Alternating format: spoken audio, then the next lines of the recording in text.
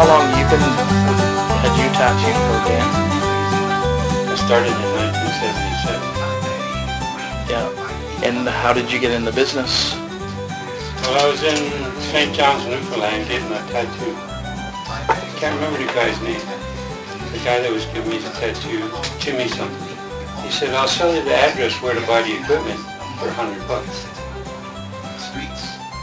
So I said, if I wanted the address where to buy the equipment, I'd have it in a week and keep my $100. So 3 days later I had a kit.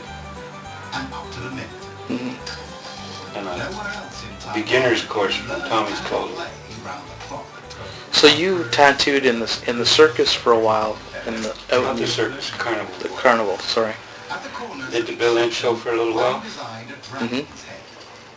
They were out of Halifax, a little town beside Halifax. I did an American show, I can't remember what it's called. I didn't do it for long, I did it for 2 summers, I think.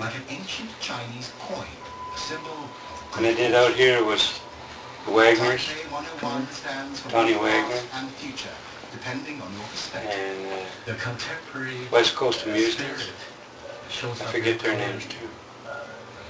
For the people who look at it from a distance. It's one of those forgets like 15 minutes later and pop. Yeah. You can see those symbols. And what was that like, traveling with the carnival tattooing? And you feel good about it. For me, the best thing of this design is that it covers the contemporary spirit and It's like the traditional values.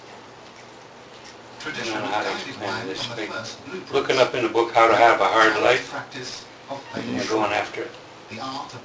And that's what that tattooing on the road is all about. Sure. So every fucking place you go, you get some kind of flack. And we designed the building according to law. And some places you go, and then we let the postmaster review our design. Like there's a lot of religious people that won't go near a tattoo shop, or at least wouldn't. We had troubles with the kids when they were little. Neighbors wouldn't let their kids play with our kids because they thought they were going to come home with fucking tattoos on them. Yeah. Well, they might have done, but by that time, their kids would have been 18. Yeah. Both must be kept in harmony, but the road disrupted that balance. So what kept you going in the tattooing, like with the carnival? Like what was motivating you to keep working? Well, it was one of those things where you need to work for the money, and you don't seem to get far enough ahead to get the fuck home. And the only thing to do, like when I finally fucking said hell with it, I just bit the bullet and left. And I got home with nothing. You're supposed to come home with a bag full of money, right? Sure, yeah. But every fucking place you go is one problem or another. Shit like sterilizer would blow up. Okay, need another one of them. You know, shit like that. Just one thing after another. The carnies themselves pretty well were nice people. They tend to stick up for one another. But they're all con artists.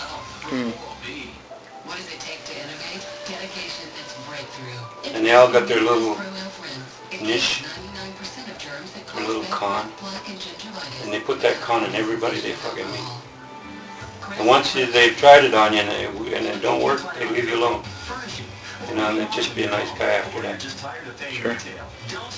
There was a bit of that in tattooing as well, like the tattooers that were... That's putting it mildly. Yeah. Backbiting fucking world, that one. And Spalding got the brunt of it. So your experience of tattooing, after you left the carnival, you came back out to the East Coast and tattooed, or the West Coast? Well, both. I went to chronologically. I don't know how to work it out chronologically. Intellectual components of cruise design. I went on the carnival and I went to Phoenix. Kevin Chong, I worked there for a while. designer. These countries And, are heavier than what you would find elsewhere. And I went to Kingman. I was there for a while, not long, a few weeks. Up to 72 kilometers an hour and a magnitude 7. And I wound up back in New Brunswick The shape of the tower posed another problem. and I opened a shop in Fredericton. I stayed there. I got the fucking place fixed up finally. That slopes inward and has narrow You know, opening a shop with nothing to start with, no money in your pocket to start with, is a difficult thing.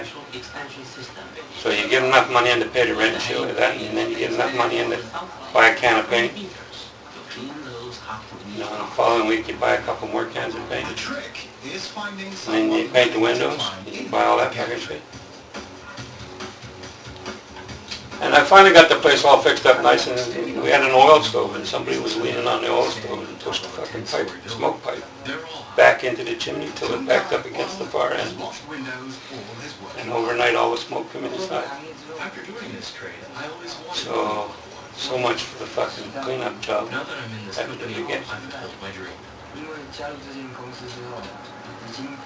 If I had the Then we chance, went to Fredericton, and we opened a shop in Fredericton. Montreal, we start working at 4:30 a.m. We put we had a little thing going on at the house at Dorval. and get into Then from there, was it to the west coast I'm not in scared. Dorval? I feel like Yeah, we left Dorval and came to Vancouver. safe. As long as we follow the And then when we got here, I should be safe.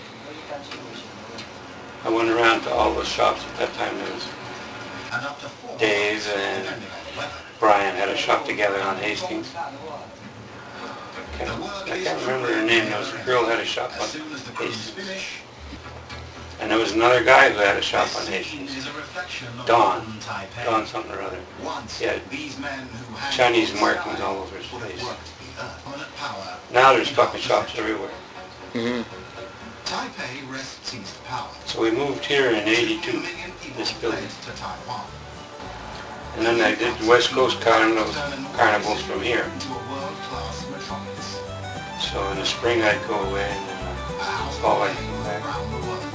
Did it for a But few the seasons, transformation and began that was in a enough. place few outsiders had ever heard of. Didn't get no further ahead. The only thing that pushed us ahead was our name got spread around British Columbia, well, all the way to Winnipeg. So we just became more well-known.